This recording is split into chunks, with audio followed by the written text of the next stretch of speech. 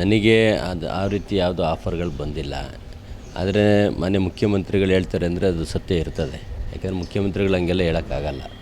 ಜೊತೆಗೆ ಇವತ್ತು ಬೆಳಿಗ್ಗೆನೇ ನಿನ್ನೆ ನಮ್ಮ ಸ್ನೇಹಿತರು ಸಹೋದರ ಸಮಾನದ ರವಿ ಗಣಿಗರ್ ಅವರು ಹೇಳಿದ್ದಾರೆ. ಅವ್ರು ಹೇಳಿದರೆ ಸತ್ಯ ಇರ್ತದೆ. ಬಟ್ ನಮಗೆ ಯಾವುದೇ ರೀತಿ ಆಫರ್ ಬಂದಿಲ್ಲ. ಯಾವುದೋ ಕಾರಣಕ್ಕೂ ಹೋಗಲ್ಲ. ನಮಗೆ ಕಾಂಗ್ರೆಸ್ ಪಕ್ಷ ಟಿಕೆಟ್ ಕೊಟ್ಟಿದೆ.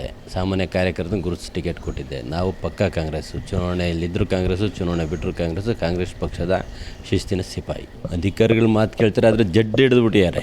ಭಾಳಷ್ಟು ಜನ ಏನಾಗ್ತಿದೆ, ಜಿಲ್ಲಾ ಮಟ್ಟಕ್ಕೆ ಅಧಿಕಾರಿಗಳು ಬರೋರು ನಮ್ಮನ್ನು ಯಾರನ್ನೂ ಕನ್ಸಲ್ಟೇ ಮಾಡಲ್ಲ. ಅವರು ಯಾವ ಅದರ್ಸ್ ಎಮ್ ಎಲ್ ಎಗೆ ನಮ್ಮ ಜಿಲ್ಲಾ ವ್ಯಾಪ್ತಿ ಬರುತ್ತೆ ಅನ್ನೋದು ನೋಡೋದಿಲ್ಲ. ಜಿಲ್ಲಾ ವ್ಯಾಪ್ತಿಲಿ others M L A letter ತಗೊಂಡು ಬರಬೇಕು ಅನ್ನೋದು ಅವರಿಗೆ ಇಲ್ಲ.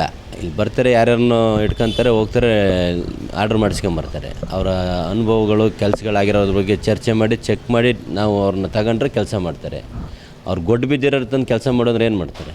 ನಮ್ಮದೇ ತಪ್ಪು ಅಂತ ನಾನು ಹೇಳೋದು. ನಾವು ಲೆಟ್ರ್ ಕೊಡ್ತೀವಲ್ಲ, ನಮ್ಮದೇ ಮೇಜರ್ ತಪ್ಪು. ನಾವು ಲೆಟ್ರ್ ಕೊಟ್ಟು ಕರ್ಕೊಂಬಂದು ನಾವು ಅವ್ರನ್ನ ಆರೋಪ ಮಾಡಿದ್ರೆ ನಮಗೆ ಬುದ್ಧಿ ಇಲ್ಲ ಅನ್ನಂಗೆ ಆಗ್ತದೆ. ಫಸ್ಟ್ ನಾವು ಲೆಟ್ರ್ ಕೊಡೋಕ್ಕಿಂತ ಮುಂಚೆ ನಾವುಗಳು ಯೋಚನೆ ಮಾಡ್ಬೇಕು, ಇವನು ಅಧಿಕಾರಿ ಕೆಲಸ ಮಾಡ್ತಾನೋ ಏನು ಅಂತ.